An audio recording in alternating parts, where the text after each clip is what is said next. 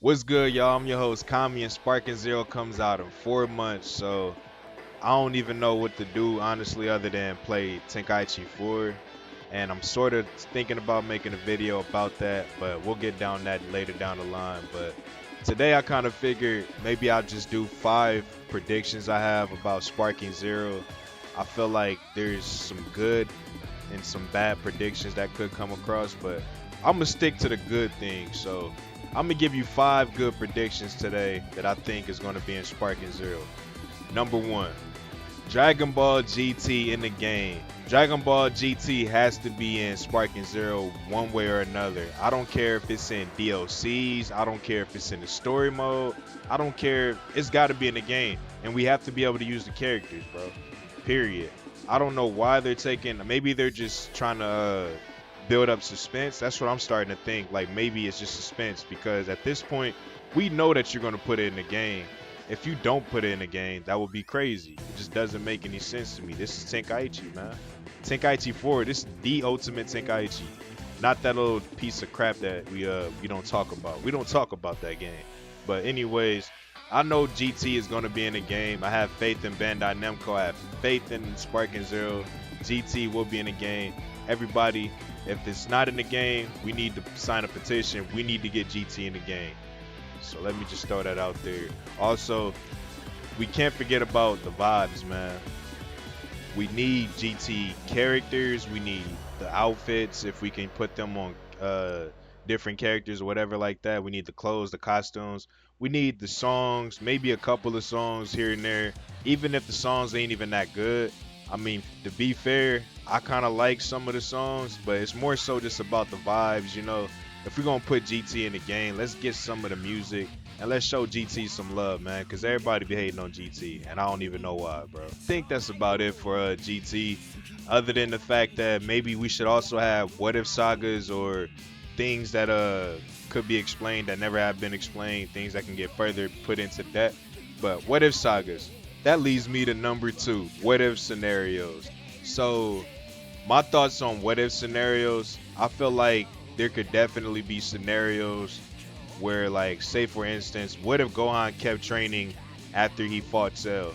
Instead of like just going and studying and going to school and everything like that, what if Gohan took over Goku's position as the protector of Earth, and he just kept training, he kept getting stronger and stronger, and Vegeta could never catch up, and then Goku probably couldn't catch up. Well, I mean, you could argue Goku probably wouldn't have caught up at that point because if you think about it, Goku was only a Super Saiyan while Gohan was Super Saiyan 2. Gohan was the strongest out of everyone. If Gohan would have been training like Goku did continuously beyond that point, I believe there's a chance Gohan could have surpassed Goku. But I think that would be pretty interesting to put in a game. Like maybe we'll see Super Saiyan 3 Teen Gohan or something like that, like, and it's not the biggest thing, but it's just dope, like it's interesting. It's something new, it's refreshing. And that's what the What If Sagas is always about in Tenkaichi. So I'm rooting for that. I hope they have something like that in there. I saw that they sort of had somewhat of a scenario with Goku choosing like to go fight Raditz by himself. So I don't know if that's their idea of doing what if scenarios or what if sagas, but that's great. But I also want them to like have just actual scenarios or missions that you can choose like in the old game and actually do the sagas. I mean the scenarios like that. But yeah, what if scenarios is number two. That would be dope. But let's go to number three. So number three, I feel like they need to get more in depth with the storyline of Dragon Ball Z. What I mean by that is they could easily fix like plot holes or things that weren't really explained correctly the way that they should have been. So one plot hole that I really have an issue with, I think it's probably my biggest issue as far as plot holes go, is the Saiyans breathing in space. That's something I never quite understood because we've seen Bardock breathe in space, we've seen Vegeta breathe in space.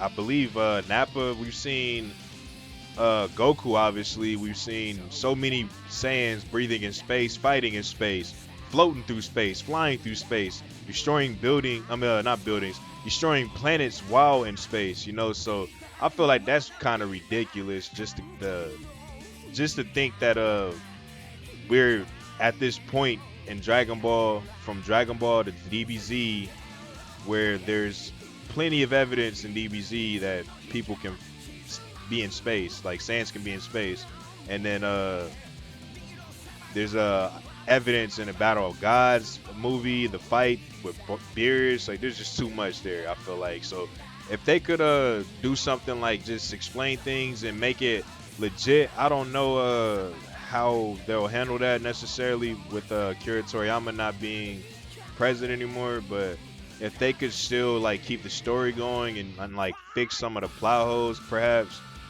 not the biggest thing, but it'd be pretty dope to see.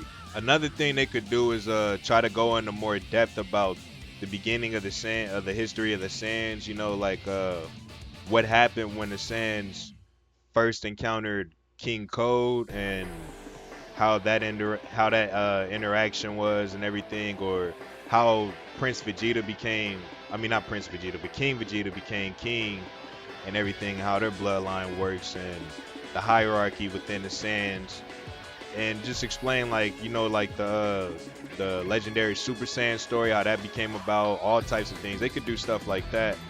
I know this is like a lot asking for a video game, but at the same time, it's not really. If you think about, most of the game is going to be, half of this game is going to be about story, the other half is going to be about multiplayer. So really, it's not really asking too much, and they've done all types of multiplayer. I mean, not multiplayer. They've done all types of what if scenarios, and not even just what if scenarios, but I'm talking more so like in Kakarot. I should have mentioned this when I was talking about Gohan, but in Kakarot they had things that they kind of like explained in the story with the game. They used the game to explain things that didn't make sense in the story, to like, or further elaborate on things that wasn't fully explained. So yeah, I think that would be pretty dope. But let's move on to number 4. So number 4, characters we've never seen before. So what I mean by characters we've never seen before, I mean characters that we've never seen in a Dragon Ball Z video game before. And one character that I think a lot of you probably know that's going to be on my mind, obviously, is Kami, because that's my name for one. For two, I think it would be pretty dope because he's the one that kind of got Goku kick-started off in his training of ki control and everything like that. I had a video I kind of explained that, but he trained Goku on a lot of things and helped him learn how to fight without actually seeing with his eyes, just feeling things around him. Obviously ki control, but I think that would be pretty dope to have Kami in the game. The homie Zega, I believe he said throw Popo in there. Mr. Popo would be pretty dope. Some people might say, yeah, they don't have any attacks or any special moves or anything like that, but it's like, it's a video game, man. We can make things up, you know, just like they made up Master Roshi having Ultra Instinct out of nowhere and Super. We could just give Kami Ultra Instinct in the game because he trained Goku, so that'd be pretty dope in my opinion. That's just me. I feel like that'd be pretty dope. And besides, Piccolo was Akira Toriyama's favorite character, if I'm not mistaken, and Kami is obviously the alter ego for Piccolo, and then they actually infused together. So I think it's dope to just remember that Kami was Kami, you know, like I know he's Piccolo, he's within Piccolo, but we have all types of ways to make characters fight themselves. So let's just throw Kami in the game, y'all. Let's stop hating. I think maybe the first Super Saiyan, you know, something like that. Maybe just throw something interesting in there. The Saiyan of Legend, the Saiyan that we never heard of. I don't know if they were referring to Broly. I don't think it was ever explained completely. But I remember them saying there was a first Super Saiyan. I'm pretty sure it wasn't Broly, but you know, the Saiyan of Legend. And moving on to number 5. This one right here is very interesting because number 5 is I'm whooping all of y'all ass. Walking this bitch with some deadly intentions, the slickest musician is sliding the booth. Due to my uncanny lyrics, some say that I'm wicked. This isn't a lie, it's the truth, and I'm wicked. But I'm not a Satanist or an atheist. I still praying shit to a white Jesus that I think is black. At least they say he is. Am I making sense?